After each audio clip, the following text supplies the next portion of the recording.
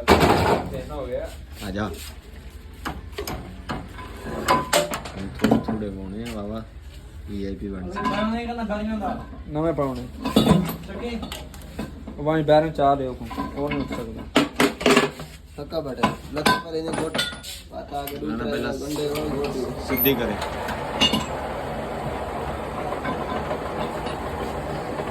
हां